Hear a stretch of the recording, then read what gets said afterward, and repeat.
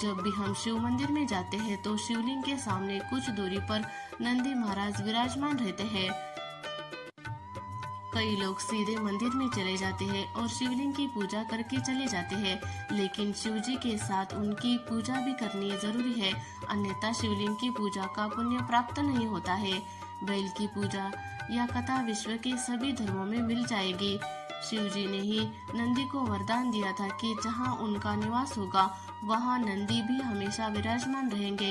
इसलिए हर शिव मंदिर शंकर परिवार के साथ साथ नंदी भी विराजमान होते हैं। जब भी मंदिर जाए तो शिवलिंग का जलाभिषेक करने के बाद नंदी की प्रतिमा के समक्ष दीपक जलाए। उसके पश्चात आप नंदी महाराज की आरती कीजिए। आरती करने के पश्चात आप चुपचाप बिना किसी से बातचीत किए अपनी मनोकामना नंदी महाराज के कानों में बोल दीजिए। मनोकामना बोलने के बाद बोले कि नंदी महाराज हमारी मनोकामना पूरी करो।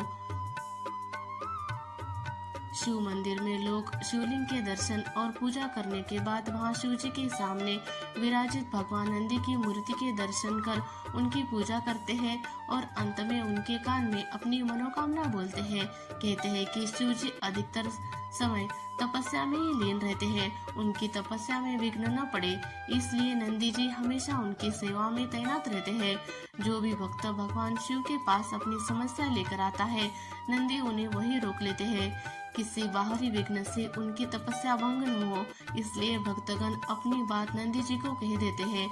नंदी जी से कही बात शिव जी तक पहुंच जाती है, इसलिए मंदिरों में नंदी जी के कान में अपनी मनोकामना कहे जाने का प्रचलन है। कहते हैं कि स्वयं भगवान शिव जी ने नंदी को यह वरदान दिया था कि जो तुम्हारे कान में आकर अपनी मनोकामना कहेगा उस व्यक्ति की सभी इच्छाएं जरूर पूरी होंगी।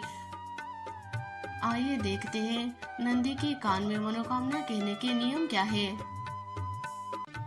नंदी जी के कान में अपनी मनोकामना कहने से पूर्व उनका पूजन करें। नंदी के बाह्य कान में मनोकामना कहने का अधिक महत्व है, हालांकि किसी भी कान में कह सकते हैं। नंदी के कान में मनोकामना बोलते वक्त इस बात का ध्यान जरूर रखें कि आपकी मनोकामना कोई दूसरा नहीं सुन रहा हो। मनोकामना बोलते वक्त आप अपने होठों को अपने दोनों हाथों से ढक ले ताकि कोई आपको देख नहीं पाए।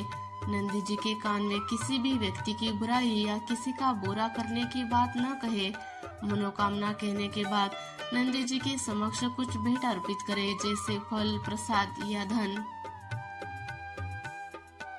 तो दोस्तों, कैसी लगी आपको आज की यह कहानी? अगर आपको यह वीडियो पसंद आए तो मेरे भक्ति कथाएं चैनल को जरूर सब्सक्राइब कर देना।